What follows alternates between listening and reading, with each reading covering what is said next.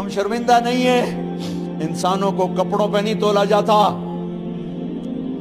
آج کا میرا دیس کا مالدار اتنا فقیر ہو گیا ہے، اتنا چھوٹا ہو گیا ہے کہ وہ اپنا تعارف کروانے کے لیے 50 لاکھ کی گھڑی لیتا ہے، 6 لاکھ کا جوتا لیتا ہے۔ آج کی بیگم اتنی چھوٹی ہو گئی ہے کہ اپنے قد کو بڑا کرنے کے لیے وہ 10 لاکھ کا ہینڈ بیگ لیتی ہے کہ دیکھو میرا بیگ 10 لاکھ کا ہے۔ ارے میری بہن، تو 10 ٹکے کی بھی نہیں رہی اگر تو نے بیگ سے اپنے آپ کو بڑا بنایا۔ او میرے دوست، تو 2 ٹکے کا نہیں ہے اگر تو 10 لاکھ کے جوتے اور 50 لاکھ کی گھڑی سے اگر تو بڑا بننا چاہتا ہے۔ ارے اس دھوکے سے نکلو۔ برینڈڈ برینڈڈ برینڈڈ، کہاں جا رہے ہو؟ جب تم اپنی ذات میں بے قیمت ہو تو رب ذوالجلال کی قسم، تمہاری گھڑیاں، تمہارے بیگ، تمہاری گاڑیاں، تمہارے بنگلے تمہاری عزت کو بڑھا نہیں سکتے۔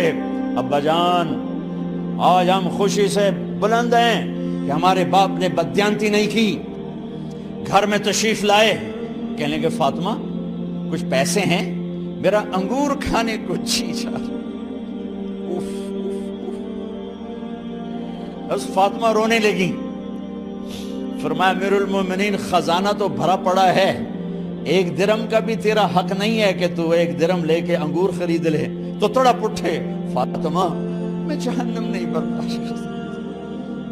او میرے بھائیو، جو دن رات سود میں پھنس چکے ہو، جو دن رات جوے شراب میں پھنس چکے ہو، کیسے اللہ کے سامنے سرخرو ہو کر کھڑے ہو گئے؟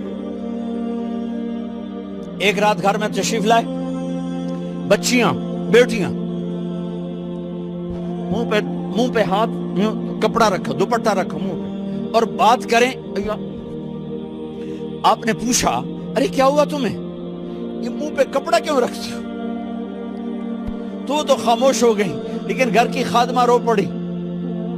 کہا امیر المومنین، آج آپ کی بیٹیوں نے کچا پیاز توڑ کے اس سے روٹی کھائی، سالن کھائی، اور میرے آج کا تاجر کہتا ہے جھوٹ نہ بولوں تو کاروبار کیسے؟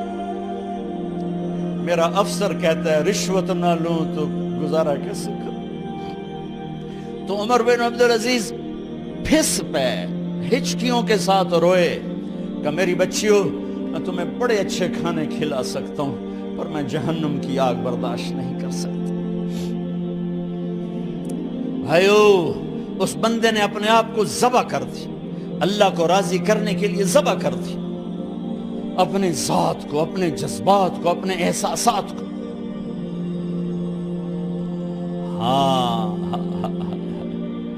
اب اللہ نے صلہ کیا دیا؟ جب انتقال ہوا، ہونے لگا تو بلایا رجا کو، جو میں بات پہلے چھوڑ کے ادھر ان کی تھوڑی سیرت بتائی کہ رجا اب میں مرنے لگا ہوں۔ عبد الملک کالا ہو گیا تھا، ولید کالا ہو گیا تھا، سلیمان کالا ہو گیا تھا۔ یہ کیوں کالے ہوئے تھے؟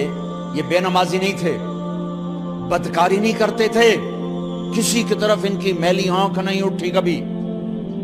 یہ ظالم تھے، ظالم ظالم، انسانوں کا خون پیا، مال میں خیانت کی، اس پر اللہ نے چہرے پھیر دیے۔ آج عمر بن عبدالعزیز جا رہا ہے کہ دیکھو میں جا رہا ہوں، مجھے دیکھو میرے ساتھ کیا ہوتا ہے۔